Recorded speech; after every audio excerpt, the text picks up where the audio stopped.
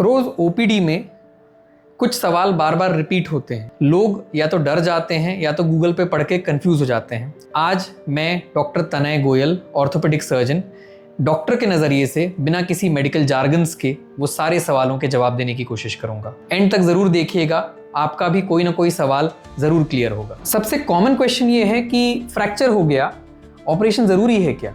कुछ इस टाइप का स्टेबल फ्रैक्चर अगर सही तरीके से पट्टा लगा दिया जाए और इंसान सही परहेज़ करे तो ऐसा जुड़ सकता है।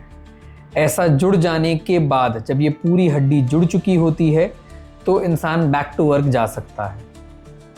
वही अगर हम इस फ्रैक्चर को देखते हैं तो ये घुटने के पास की एक हड्डी है जहाँ पे टूट के 3 टुकड़े हो चुकी है, जोड़ों के पास है और ये एक अनस्टेबल फ्रैक्चर है।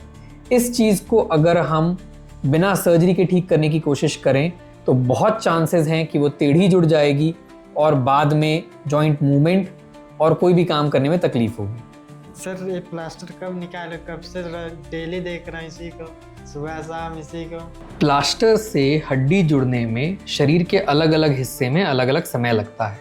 जैसे कि एक कलाई का एक्सरे है, जब तक ये जुड़ नहीं जाता तब तक प्लास्टर निकालना ठीक नहीं रहता। टाइमलाइन हर किसी के लिए अलग हो सकती है और एक्सरे से डिसाइड किया जाता है कि वो हड्डी कब तक जुड़ रही है। 3 हफ्ते पे ये चीज़ बराबर जगह पे आ गई है और जुड़ना चालू हो चुकी है और इस एक्सरे में 5 वीक्स में 5 हफ्तों में ये पूरी तरह से जुड़ चुकी है और अब प्लास्टर निकालना बिल्कुल सेफ हो गया है। कैसे आए? बाइक से आया। खुद चला के आए? हाँ, खुद से। दर्द नहीं हो रहा था? नो सर, दर्द नहीं हो रहा था। तो अगर दर्द नहीं हो रहा उसका ये मतलब नहीं है कि फ्रैक्चर ठीक हो गया है। काफ़ी बार फ्रैक्चर सही से जगह पे आ जाने के बाद दर्द खत्म हो जाता है पर अभी तक जुड़ा नहीं है। ध्यान से देखिए, पूरी तरह से सलाह नहीं मानने के कारण प्लेट लगा दी गई है, इसका ये मतलब नहीं कि हड्डी जुड़ जाएगी। आपको उसको समय देना पड़ेगा।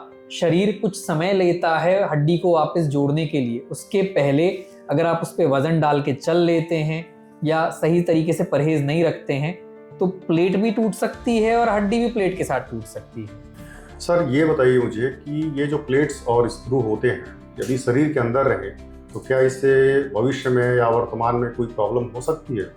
हड्डी के लिए जो प्लेट्स इस्तेमाल की जाती हैं वो मेडिकल ग्रेड स्टेनलेस स्टील या टाइटेनियम से बनाई जाती हैं। आजकल एक नया मटेरियल एलवीएम भी यूज़ होने लगा है। ये कोरोजन प्रोसेस या बॉडी के कोई भी डिजेनरेटिव प्रोसेस में भाग नहीं लेती।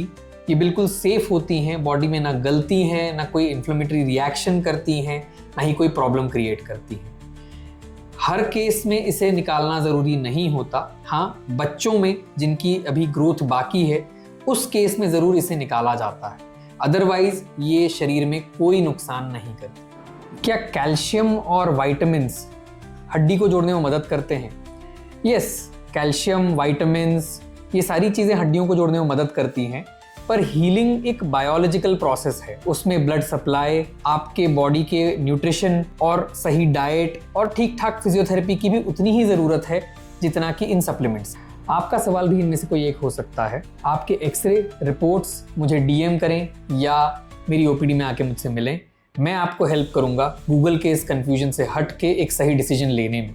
आपके किसी दोस्त या किसी रिश्तेदार को भी अगर इन चीज़ों की ज़रूरत हो तो उनसे ये वीडियोज़ को शेयर करें।